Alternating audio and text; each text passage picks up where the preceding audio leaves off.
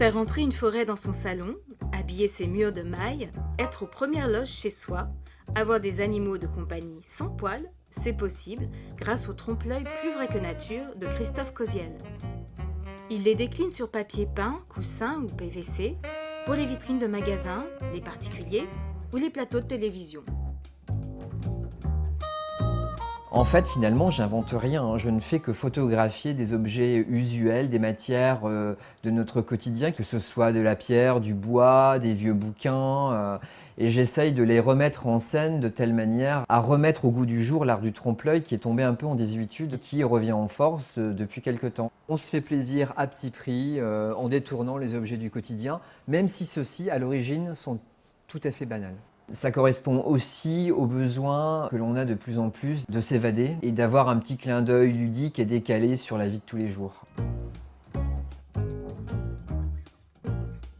Nous réalisons les imposteurs visuels de plusieurs manières, en tout cas sur plusieurs supports. L'essentiel du temps, bien évidemment, c'est du papier peint, hein, donc un support très classique. On peut le réaliser également en PVC et on utilise aussi le velours pour en réaliser donc des coussins ou des costumes de porte, comme je les ai baptisés. Une manière habile et décalée de pouvoir habiller et donner du caractère à une porte qui à l'origine n'en a pas. L'ultra-réalisme est basé sur la qualité de l'image d'origine et sur l'importance des retouches que l'on réalise sur ordinateur. On joue beaucoup sur les contrastes, les effets d'ombre et de lumière qui augmentent la présence de la matière et qui optimisent l'effet visuel pour que le trompe-l'œil soit le plus réussi possible.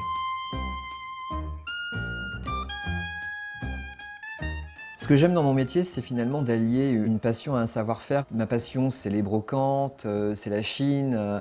Je trouve mon inspiration au cœur des tendances actuelles, comme le style industriel, comme le phénomène de la récup, les plaques de métro, les panneaux d'affichage.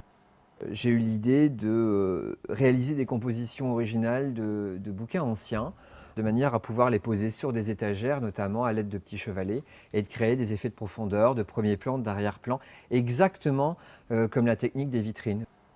En marge de cet exercice de style autour de la brocante, je sors des produits qui sont un petit peu plus décalés encore, des formes, des objets inattendus comme Bob et Marcel et qui se prêtent bien au jeu du trompe-l'œil. Voilà.